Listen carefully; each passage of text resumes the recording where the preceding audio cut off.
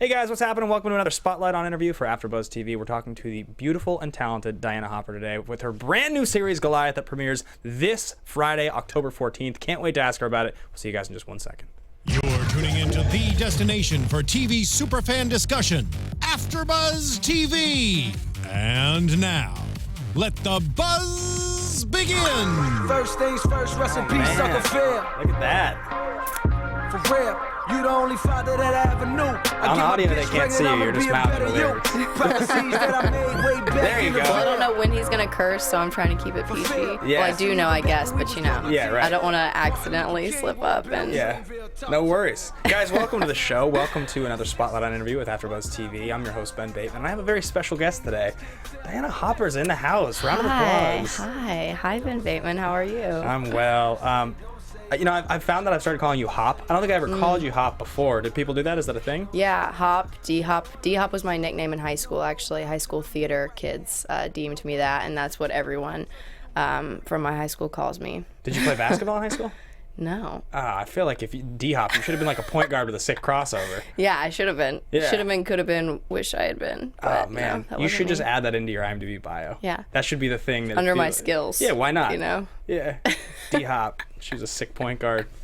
So, guys, yeah, Hop and I, we know each other. We go back, and this is fun. I've never interviewed somebody that I, like, actually know and have hung out with. Like, I think I have to ask you questions that I know the answer to. Yeah. Do you know what I mean? Yeah. Well, Yeah. I'm really excited. I've always wondered how this was going to go. It's good fun. Yeah, it's good. So you're here because you're promoting a new series. Congratulations. I am. Thank you so much. I'm very excited. Yeah, this is great. So like last time we hung out, I think we were watching the Grizzlies lose to the Warriors. Why did you have to put the word lose in there? Why couldn't you just say we were watching the Grizzlies?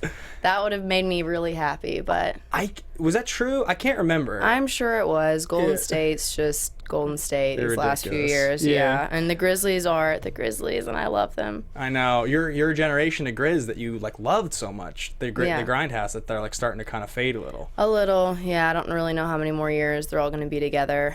I really hope we can make it to a championship. But Yeah. You might. you know, I mean, you guys maybe the just love, have to the love and rebrand the a little. loyalty is there, and it's not going anywhere. So. Yeah, you gotta love the hometown through the ups and the Exactly. downs. Exactly. So your new series, Goliath, starring Billy Bob Thornton, you play his daughter in the show. I do, yeah. It premieres this Friday, and that's Hulu, right? It is Amazon. It's Amazon Prime. Okay. Amazon Prime. Gotcha. The green on the billboards. I've been seeing the billboards all over town. Yeah. I booked this interview with you, and which for the record, guys, just because we're friends, this was not like I texted her and I was like, you should come in.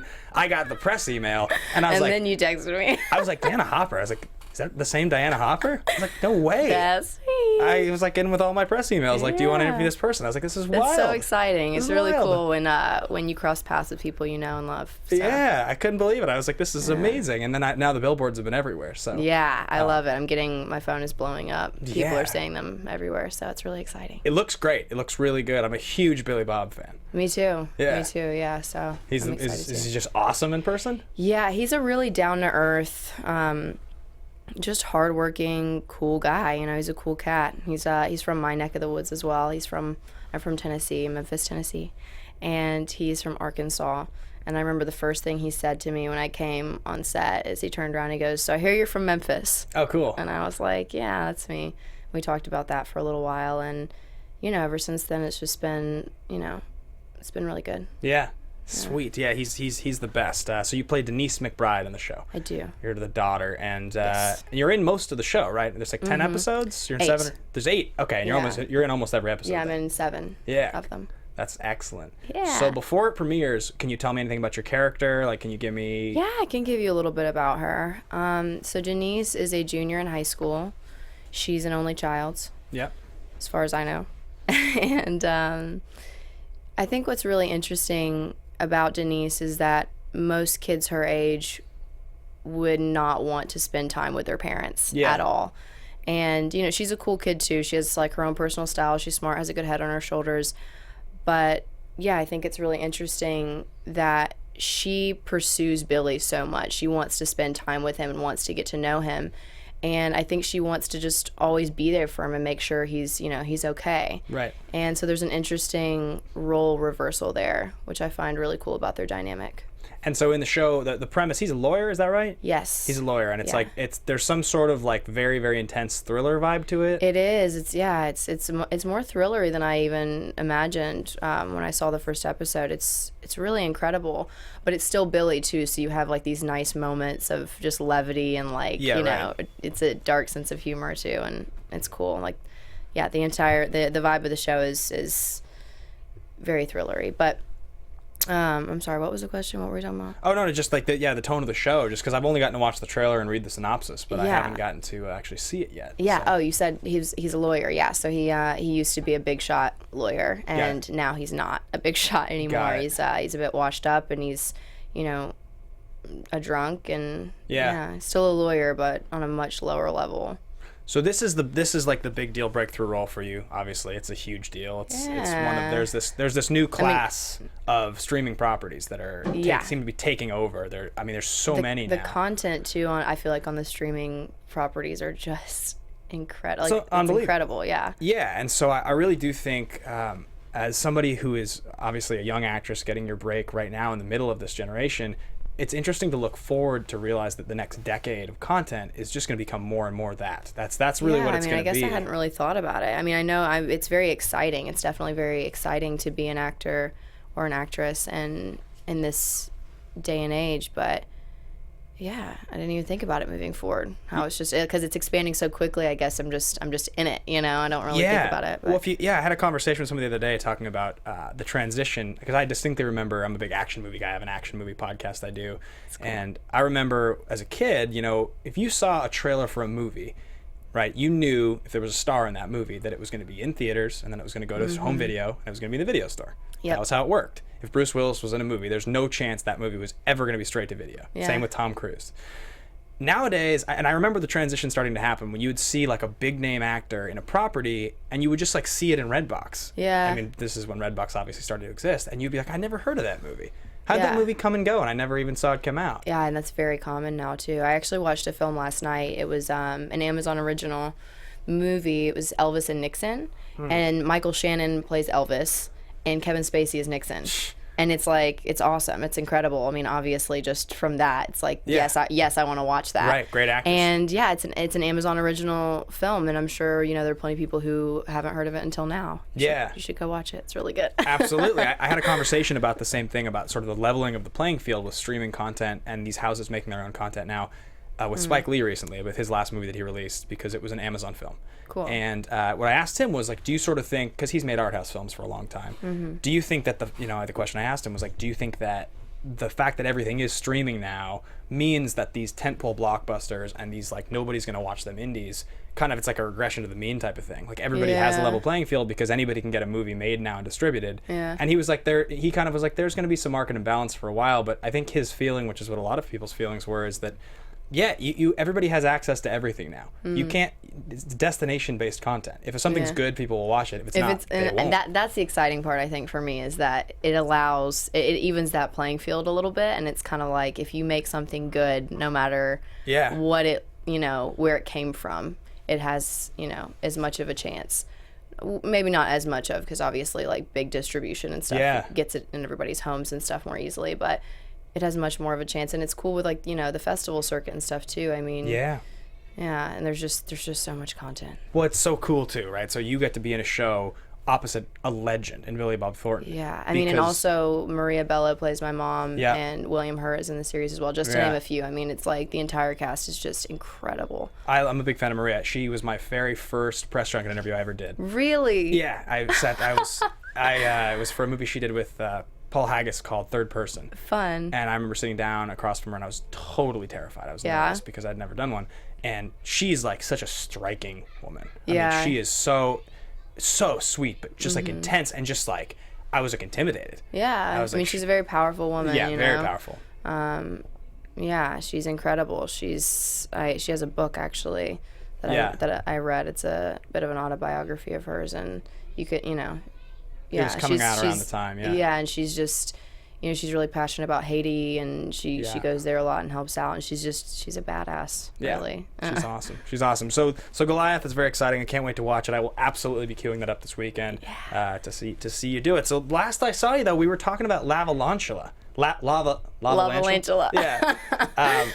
I think you had just done it, and it was going to premiere pretty soon. And you were pretty excited about it. That was a few years ago, and like good times. Yeah, it seems like it's been quite the road. So you came out here in, what was it, like 2012, 2011? 2012. 2012, and the first thing you ever booked was The Wicked. The Wicked, yeah, that was actually before I moved out here. Right. Yeah, so I did that. I booked that off a tape I sent from Memphis, and I still have quite a southern accent in it, which is really cute. Not that I don't now, but like, you know, obviously if I'm playing a character who's not from the South, I have a bigger ability to tone it down. But there I was very fresh out of high school and got this movie, and shot it in Michigan for a month. It was an incredible experience. Yeah, that's so what brought me here pretty much too, was kind of realizing, oh, I really can do this for a living, you know, if I put my mind to it. So that's cool. So when you talk about your accent, like I barely even hear the accent now. It's funny because it's just, and it's the way people hear it too. Sometimes when I'm speaking, you know, it's day to day too. Some people are like, you have no accent at all. And then some people say, no, I know exactly where you're from. Like, you have a really thick accent. But you can turn it on if you want to easily. Yeah, I can turn it up and down, like a lot easier than I, you know, could ever before, which is really, really fun. Like, I really like doing that. I've always been kind of jealous of the southern accents. I've always thought they were wonderful. I think they're pretty cool. I do. So now you've been here 5 years now. Yeah. Oh my God. Not quite. What year is it? No, it's like 4.5. Okay. So going on. Oh my gosh. Going on pretty soon. Yeah, and the one, so really soon. Yeah. So we met each other around that. I think that it must have been the season the Seahawks won the Super Bowl. Because I think it sounds about right. Our mutual friend Paige, and we were all hanging out on Sundays watching Loves football. The Seahawks. Yes. Yeah, big Hawks fans. And I remember at the time you were sort of talking about, you know, this role and that role and small things, and so it was all starting to come together. It looks like this last year was a huge year for you.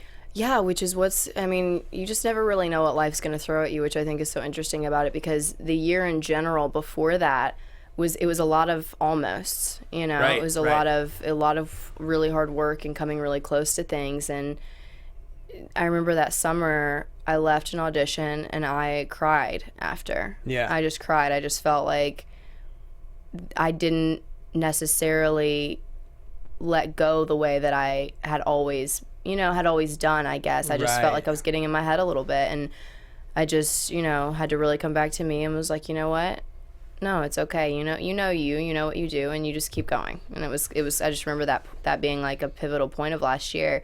And then I did a Lifetime movie right after that, which was really nice. Yeah. And then on that shoot was when I got the word that I had gotten this job. And I just thought that was so interesting. You know, I really had to kind of go through that motion and just say, okay, I surrender. Like, I'm just going to keep doing what I do. Right. And trusting that. And then this happened, and all of a sudden it became the biggest year yet. So you just don't know. You just don't know what life is going to throw at you, which is part of life, I guess. I mean, you've heard that quote before, right? They say it takes 10 years to come out of nowhere. Yeah, and 10 years I think is about what everybody I talk to too, it's funny. It's like no matter how you space it out, even if it's not the beginning, it's like 10 years is kind of the rule. Yeah, it definitely seems that way. I have the same experience with jobs I book and things I'm on. It definitely, I mean, some weeks are hard. Some weeks just it seems like nothing's going right. Yeah. You know, some weeks it seems like the three things that you had out there that all seemed like they were almost all, you know, the feeling. It's a lot of lateral moves, but then, you know, eventually something gives, and you just got to really keep going. I mean, I feel like that's the key to it. I mean, LA is a city that's a lot of talk. That's kind of what it is here. Everybody's got a story to tell, and everybody's got a thing they're almost working on, this, that, and the other. So I'm from Seattle. You're from Nashville, right? No, you're from Memphis. I'm sorry. I'm like, look at you like Grizzlies fan. Like, this paper should be here, but it's here, and I don't want to keep looking over here. But you know, I don't want the questions too close to you. So for sure. So tell me a little bit of the differences, like your experience now that you're going on 5 years pretty soon here versus, you know, where you're from. I mean. Yeah, I mean, it's funny. I remember within probably the last year or two is when, because I call both home. You know, I refer to both as I'm going home. Right. Both ways, which is really fun. You're at that point now, yeah. Yeah, but I just remember the first time I said it about LA and like really meant it. It wasn't really until like I'd accidentally said it a few times, and it was probably like a year and a half ago. I just really, I love LA. You know, I've been very fortunate to meet incredible people here and like Yeah. yourself and have, you know, great friends and great people surrounding me and a great support system. And I have that in Memphis too. I have my family and I'm very close with them. So I don't know, people, you know, your relationships, in my opinion, are the most important thing to you. So that's what's made LA feel like home more than anything else. But they're just two very different places. Right. Obviously, the history is completely different, and Memphis, you know, has incredible music and incredible food, which I feel like is why I loved growing up there so much. Yeah. I feel like I know a lot of incredible artists from Memphis, and you come out here and there's this place is a hub, so there's an electricity here. You know, people come here to make their dreams come true, and all of the things that come with that, you know, all of the hard things and all the beautiful things as well. So yeah, it's a little bit about like what I think and love about both places, I guess. It's harder to find authenticity here, it seems. Yeah, I feel like I've heard that a lot, and I feel like that is true, but you just have to sift through things that don't feel authentic to you quickly. And I feel like that's the thing. If something doesn't feel authentic to you, instead of like lingering on it or like trying to figure it out, it's like, I'm a very big instinctual person. Like, I just believe that humans have instincts that, just like any other animal, that, you know, we've kind of thought our way out of. Right. But it's like, you know, when something's right for you. So I feel like that maybe is part of why I've been really fortunate with the people around me. Just if something doesn't feel right here, almost immediately you kind of just naturally distance yourself. You gotta kind of trust your intuition, you know. Trust your gut. Yeah, Absolutely. You're drawn to what you're drawn to. Yep. So speaking away from career for a second and being drawn to things, everybody nerds out for something, right? I think in this modern day and age, the concept of a nerd has just changed so much. Everybody likes The Walking Dead now. Everybody likes Harry Potter. That's true. You know, it's just Game of Thrones. It's everywhere. That type of stuff. Comic I've books. always been a nerd. So have I. My parents are both huge nerds. My dad's like the computer gamer nerd. I say this all the time, and my mom is the artsy hippie nerd. So here's and what they met in the middle. So here's what I ask you: if being a nerd nowadays is something that you're just totally invested in and you know the most about, what's Hop nerd out for? What's the thing you nerd out the most for? I've always been a big Lord of the Rings fan. Oh yeah. You know, on our show we did it last week. We covered an hour and a half. Did you really? Oh, the whole thing. The extended editions. Whole deal. Yeah. It's the best. Which I've seen like way too many times. Yeah, I've always loved those. My parents, obviously, like when they came out, I remember I was like, how old was I? I don't know, like 10, maybe a little younger, maybe a little older. I would have been 8. Anyways, we saw the first one like 7 times in theaters. 7 times when I was 8. Yeah. So that started really young. And my mom always read to me a lot. So there's actually, I don't know if you know this, but The Wizard of Oz has 14 original books. Oh, no, I didn't know Frank that. L. Baum wrote. So The Wizard of Oz is actually only the first book. Got it. And yeah, it's just an incredible series, and so I love. Oh, is that like Ozma that of Oz and all those books? Yeah, I believe so. I don't know all the titles. I can't remember. It's been so long. I actually want those books. I want my mom to give them to me, but she won't give them to me because they're so cool. It's like the vintage, like from the 60s. She has like some from the 60s. I think we might have had those in my house. They're so cool. But I love fantasy, anything. Yeah. I mean, also my parents met medieval reenacting. Okay. Like, not kidding. That's that's why I exist. So I was raised like in tunics, like going to greyhound races and like making like shortbread from scratch. So medieval reenacting, is that like cosplaying? Is it like something you would do? Like kind of. It's like, in there's a hierarchy of nerddom, just like there's a hierarchy anywhere. Oh, totally get it. So it's like there is a bit of live action role playing in it, but they wouldn't call themselves LARPers. So it's called the SCA. It's a Society for Creative Anachronism. Yeah. And on the weekends, everybody dresses in funny clothes and gets together and makes things the way that they would have been made back then, and does everything the way that it would have been done in the medieval ages, which is actually really, really cool as a kid growing up. Like, around adolescence, I was like, this is weird. Nobody else's parents do this. I don't want to do it anymore. And then as I get into like young adulthood, I'm just like, oh my God, that's the coolest thing ever. You're just like, right now, you're like making fanboys' dreams. Like Diana Hopper guys dropping LARP references like it's nothing. Just using the referencing LARPs. Just like, come on. But yeah, so, just my mom is an incredible, like, I love to cook. I mean, I get that from my mom, but she can make like badass medieval foods, like from the way they did it, and she's an artist, so really cool scrolls, like using the dyes and pigments like that they would have used. Like it's just nerding out over history. That's what it is. You know, at Disneyland you can get those like novelty-sized turkey legs, the huge ones. Did you like eat those at home as a kid? Like a huge turkey leg for dinner? Hop, here's a giant turkey leg. Not at home, but I probably did at some point during one of the events. Do you have a favorite? Just back to Lord of the Rings for a second, because I've been on a kick this last week. I every like 6 months go back and revisit because they're like my favorite ever. They're just so good. Do you have a favorite couple scenes? Because I established we did our top 9 fist bump moments in the movies. Wow. We like had to come up with our consensus 9 and 3 per movie, and I have my number 1 moment from the whole thing. But I want to know if you have one first. Put me on the spot. 10 scenes just went through my head. Okay, so as a chick, I absolutely love when Arwen is riding away from the ring race. Yeah, and water. She gets over the river and she speaks Elvish and says something really badass, and then the water comes and wait, if you haven't seen Lord of the Rings, spoiler alert, but spoiler come on, you should have seen it by now. So when the water comes and crashes, and it's just so badass. I love Aragorn. Yeah, he's the obviously best. I just love Viggo Mortensen. I think he's like just such an incredible artist. I don't know. I'd have to think about it. I have there's so many. I just love them so much. I'm actually thinking of a scene from an extended edition from the last one. It's not even in the real ones? It's not even in the real ones. Oh, man. You know, do you know, okay, I want to see if you know what I'm talking about, just real quick. So, you know, like when they're at the gate at the very end of the last one. Yep. And there's like this creature who comes out. He's not an orc, but he has all those teeth. He's called the Hand of Saruman, I think. Or not the Hand of Saruman, the Hand of Sauron. And he's got the crazy teeth. The crazy teeth. Yeah. Like, I thought that was just so badass. Yeah. Like, whoever did the makeup for that. Just the special, like all the makeup in that is just incredible, and the prosthetics and stuff. Okay. We watched, so we now watched. I'm like just gonna nerd out for it's the best. It's the best. I'm starting another show, by the way, that's like, it's all going to be about, like, it's called The Inner Nerd, and it's going to be bringing on people who are like famous for other things in life. Like, you're going to be very famous from the show. And I'm going to be like, Hop, will you come on and just do an episode nerding out with me about Lord of the Rings? I would be honored to. Like, that would be amazing. Yeah. So we when we covered it, what I came to, because I had like 30 that I wrote down that were like maybe in question. And what I decided was, it's the scene at the end of the first one. So it's the death of Boromir, because Sean Bean's my favorite character in the whole series. Is he really? Yeah. That's interesting. And I'll have to talk about that. Yeah, he's the best. He's the fucking best. And so when he's like lying there and he's dying and he's looking at Aragorn, and he says the thing about, he's like, oh, people, and he's like quivering, you know? And he looks at him and he says the line where he's like, I would have fought for you, my brother, my captain, my king, and that's what he ends on. It's my favorite line in the whole entire thing. It's, I think the single best moment. And the way he delivers it too. So good. It's just so good.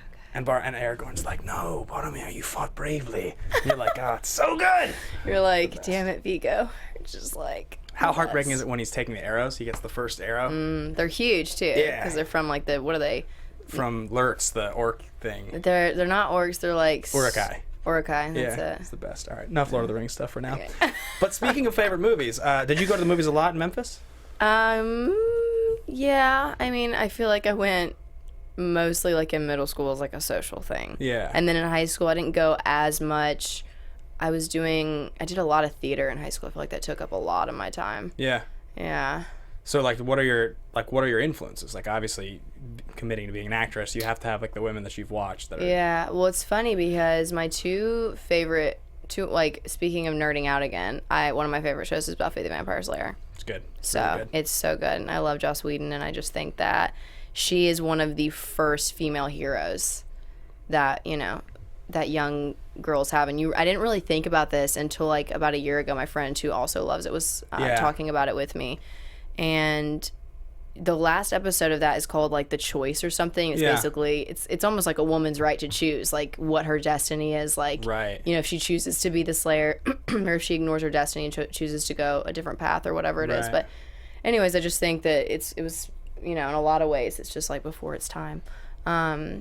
So yeah, I feel like that show actually had a huge influence on me. There's a lot of action, adventure, and fantasy, obviously, like with all the vampires and demons and things like that. I've always loved horror films. So that's something that probably really inspired me. And I mean, nowadays I love Paul Newman. He's one of my favorite It's one of the greatest actors. Yeah, I love The Verdict. It's one of my favorite movies. It's a great movie. A lot of people I don't know have never seen The Verdict. It's really good. And it's actually it's a lawyer story as well, so that brings us back. It's not dissimilar to his character, and that is not dissimilar to Billy's character in Goliath. I feel like there's this great moment cool. in The Verdict. I don't know how recently you watched it, but it's been a while since I've watched it. But I remember I watched it, and then I watched it again with the commentary. And Sidney Lumet, rest in peace, Sidney Lumet directed it. He's talking about how natural of an actor Newman was, and how he was so tuned in to the things around him. There's a scene that I think he walks into a bar and he goes to sit down at the bar and talk to someone, and he walks in, and I think he's just finished a drink, and he reaches over and he picks up like a rag off the bar. He wipes his hands off. Mm-hmm. He puts it down and goes and sits down. And in the commentary, Lumet's like, so that rag was a leftover from, like, somebody left it on set. It wasn't supposed to be in the shot. It was just there, and they didn't reset. And he walked in, and it's not in the script. It's not in the direction. No, He just put his drink down and picked it up and wiped his hands off and went. And it's like, that's the kind of thing that makes those actors and those scenes just so perfect. It's so natural. It just flows. It's like, because he used everything around him. Because he's just living in the environment that he's in. Just being real. Totally real. I really love that. I'd love to watch that commentary. Because I feel like that's what can help keep me... I don't know, the physical things around you help keep you present, I mean, it's like taking a sip of this water or adjusting the headphones. Like, settles you in the moment, I guess. So like acting classes, they always tell you, like, when you're delivering a monologue, it's like, what do you do? Are you gonna, like, unbutton your wrist cuff while you're talking? It's like, it kind of keeps you more grounded to have something you're doing while you're talking. Yeah. And I think it's that same sort of thing. So definitely. That's cool. The Verdict. He ended up actually not getting the Oscar for The Verdict, but he ended up winning the Oscar a few years later for The Color of Money, which is one of my favorites. I haven't seen it. It's great. Tom Cruise and Paul Newman. Oh, sweet. Well, I just actually watched Rain Man again the other day. Excellent. Amazing film. Really good. Love Dustin Hoffman. And I also love... What did I just watch the other day again? It's now one of my favorite films. One of my other favorite films is Almost Famous. Oh my God, this is so exciting. Yeah? This is so exciting because I saw Almost Famous in theaters, obviously, and it's like incredible. And then I was of the age where Almost Famous, when it came out, was every girl in middle school's favorite movie. So it was impossible, like, as a 13 or 14-year-old to not just, like, learn to hate the movie because every girl wanted to be Penny Lane. Yeah. Right. Now, years later, and I'm not kidding, 2 nights ago I put that movie on for the first time in a decade. And I think it's one of the, like, 20 best movies ever made. Like, I was brought to tears watching it. Yeah, it's so good. Oh, so that's my favorite movie, and I would say, because I feel like when you say favorite movie, if you have to pick one, first of all, it's like impossible. Yeah. But so you just have to pick one, you know. But at the same time too, it's like, I talked about this with someone the other day. It's the difference between what you think is objectively the best or what you really appreciate, and what's your favorite. Yeah, those are two different things too. Because I feel like because you can always, something you can watch over and over again. Yeah. And what relates to you very personally for you, what evokes emotions that no one else can necessarily understand even. It's a very personal thing for something to be your favorite. But so I watched Good Will Hunting the other day. Unbelievable.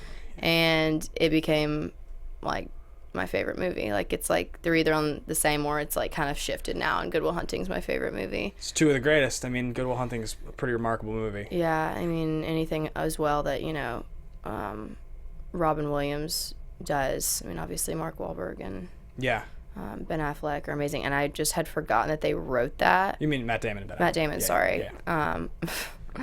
But I forgot that they wrote that, and I'm just like, was so stunned. And it was, and the funny part was, when they wrote that, there were these young kids who came out, and they won the Oscar for the screenplay.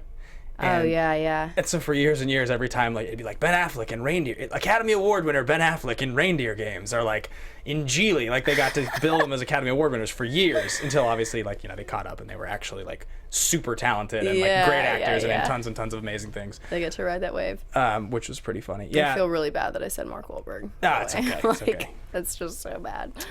Those are both amazing. What's the really sad part is that it's arguable that the 2 best parts of those movies are both now passed away actors, in Philip Seymour Hoffman and Robin Williams. Wow. God, I love Philip Seymour Hoffman too. He's maybe the greatest actor of all time. You think? Maybe. I mean, maybe. I think you could make a pretty strong argument for it. I think it's funny because I just love, sorry, I didn't mean to interrupt you, but Michael Shannon. Yeah, unbelievable. I honestly think that for me, I think he's one of your favorites. Most, yeah. Yeah, he's great. I also love Road to Perdition, if we're just talking about good movies. And the soundtrack to Road to Perdition is just like, And Tom Hanks, just like anything he touches. So yeah, The scene in Almost Famous, when I watched it again, and there's a lot of them. I mean, obviously the famous ones like the Tiny Dancer scene are just super memorable. But it's actually the scene where he's trying to decide what to write, and he can't decide if he should be truthful or not.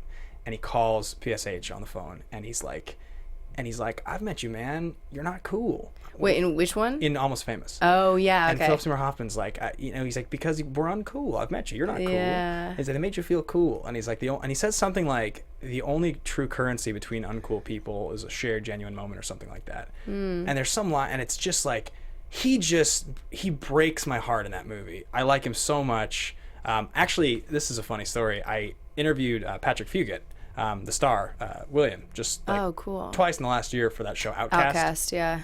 And I haven't seen it yet because even for me, I'm like, that looks really scary. It's creepy. It's really good. It's really good. So I did the premiere for it, and for whatever weird reason, and maybe it's because it had been 10 years, but I didn't realize that Fugit was the kid from Almost Famous. I just I interviewed Kirkman and everybody else working on the show.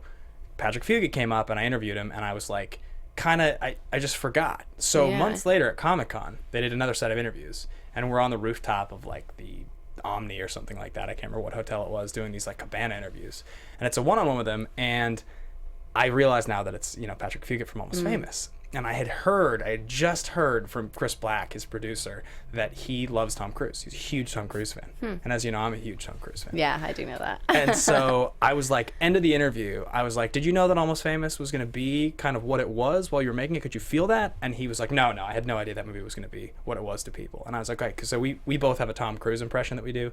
Would you mind telling me that in Cruise voice? And so he like does it in Cruise voice, and I do my Cruise for him, and he like giggles, and he does it again. I'll send you the link. That's amazing. It's pretty funny. Just so I can name one of the female actors that I love too, because I haven't named any women yet, but and there's like the list goes on and on and on, so we could do this forever. Yeah. But speaking of Tom Cruise, him and Emily Blunt in Edge. Yes, and So I love good. Emily Blunt. I just think that she's incredible. Yeah. So just Edge- like to publicly say that I love you, Emily Blunt. Oh my God, I love Emily Blunt. And that movie was, I think And then might she's be, married to John Krasinski, and John Krasinski is one of my favorites because The Office is one of my favorites. So yeah, incredible. I think Edge of Tomorrow might be like the most underrated movie in the last 3 years. oh my gosh, yeah. Well, people just thought it was just gonna be, you know what I mean? They're like, oh, action flick, and like didn't give it the time that it deserved. Because once you watch it, you're like, wow, this is amazing. That moment where they've like gotten to the cabin and their like suits have died, and that you think they've gotten off the beach, and you think that it's their first time, Dude. right? And you don't realize that like Cruise still has actually been there 1,000 times, and she realizes that he knows where the keys to the helicopter are, and she's like, give me the keys, Cage. And he looks at her and he's like, Rita, if you get in the helicopter, you die. I know. And he's like, I've gotten this far. You die here, right So here. many spoilers in this episode. Yeah. Are there always this many spoilers? I just talk about what I love. So. No filter. Well, those are some damn good influences, and Emily Blunt's the best. That yoga move she does. I heard it in the audition when Doug Liman met I think Liman was introducing her to the producers. He was like, at dinner, he was like, Emily, that yoga move, can you do it? And she like did it in the restaurant, and then they used it in the movie because he was like, we need to use that. Yeah. And it's like one of the most iconic things she does in the movie now. Unbelievable. Well, good taste in movies. Excellent stuff. I think we are running out of time, so this was fun. Yeah. This was fun. I wish we could just talk about movies for like another hour. We could. Yeah. We could just do this for the rest of the day. Well, It you're would be back great. for the Lord of the Rings show on the Internerd. You're going to be here for that. Absolutely. Yeah, I can't wait. I'm not even kidding when I like ask people. I'm going to be like, so what do you nerd out about? 9 times out of 10, it's going to be Lord of the Rings or Star Wars. It's going to be, everybody's going to want to do the same show. Yeah. And I'll take it 9 times out of 10. Well, should we talk about Goliath anymore before I go, or? Yeah, I mean, definitely. Like, I wish. I mean, how much can you talk about? Because it hasn't premiered yet. So I was asking earlier. No, I mean, I could just give a little like brief overview of like what it's about. Oh, please do. Yeah, absolutely. So yeah, I think it's cool. It's 2 things really. It's definitely a redemption story for our protagonist Billy McBride, who's played by Billy Bob Thornton. Right. He used to be a hotshot, like one of the best lawyers in America, if not in the world. And he started this huge firm with William Hurt. And, now he's not so big. Yeah. Like now he's a bit, down on his luck. And, the first season really just revolves around this case. And in our legal system, you you'd like to think that justice goes to the people that deserve it, but a lot of the time it goes to the people who can afford it, sadly enough. So I think the show really, takes a look into that. And through this case, Billy has a chance to, not do what's easy, but do what's right. And along the way, hopefully learn something about himself, redeem himself in the process. Is the case, like what I could see in the trailer, it looked like there's some like pretty wild stuff going on. Is it kind of, is it like just super harsh? It's not like supernatural thing at all, right? No, it's not supernatural. Okay. So it's like definitely just like a thriller, kind of dark. Yeah. Sweet. Yeah. That's exciting. And now, and your character, or is it? Like, or is it? Yeah, you can't say too much. Are you like in on the law stuff with him? Like you're interested in that because you said you want to spend time with your dad in the show. I mean, not so much. I mean, it's kind of nice. It's it's separate. Okay. It's a little bit separate, but not always. But I don't want to say any more about it. Yeah, of course. Yeah. Well, yeah. Whatever. You guys need to watch the show. That's the bottom. Yeah, you need to watch the show. It's great. I think it's going to be great, and I'm really, really excited about it. So. And they think it's going to be great because they're pushing it very, very hard. It's everywhere. Yeah. I've seen the ads on billboards all over town. It keeps popping up as the trailer on YouTube videos and things like that I'm watching. Yeah. Which is exciting. Yeah. And then on top of that, when I load up my Amazon Prime at home on TV. I see it too. I actually snapped that yesterday. I was like, well, that looks damn good on my TV. Like, yeah, it's cool. It is. Cool. It's really cool. It's really, really cool. Yeah. So I am so honored and excited to be a part of it, and it's going to be amazing. So yeah. Anyway, if the people want to follow along with you and hear all of your exploits, where can they find you on social? So everything for social media is DHOP, DHOP. It's my nickname from high school, like I said. When you were a sweet point guard with a great crossover? Exactly, a sweet point guard with a great crossover. I love that. And then an XO at the end. Just, just for sweetness. Yeah, totally. I feel like D-Hop XO, like, didn't they just follow me on Instagram like a couple weeks ago, maybe? Yeah. After I followed you for like 2 years. Okay, well, I assumed that I followed you, and you liked something of mine, and I clicked on it, and I was like, okay, so. Yeah. Okay, fair enough. Fair enough. It happens. I had already booked her for the interview, guys. It wasn't just like a courtesy thing. No, just kidding. Thank you so much for coming. This was a blast. I'm glad to hear about everything, and I can't wait to watch the show. It's gonna be great. Thank you so much for having me, Ben. This was great. Yeah, super fun, Diana. Bye, guys. Bye. From executive producers Maria Menounos, Kevin Undergaro, Phil Svitek, and the entire AfterBuzz TV staff, we would like to thank you for listening to the AfterBuzz TV network. To watch or listen to other after shows and post comments or questions, be sure to visit AfterBuzzTV.com. I'm Sir Richard Wentworth, and this has been a presentation of AfterBuzz TV. The views expressed herein are those of the hosts only and do not necessarily reflect the views of AfterBuzz TV or its owners or principals.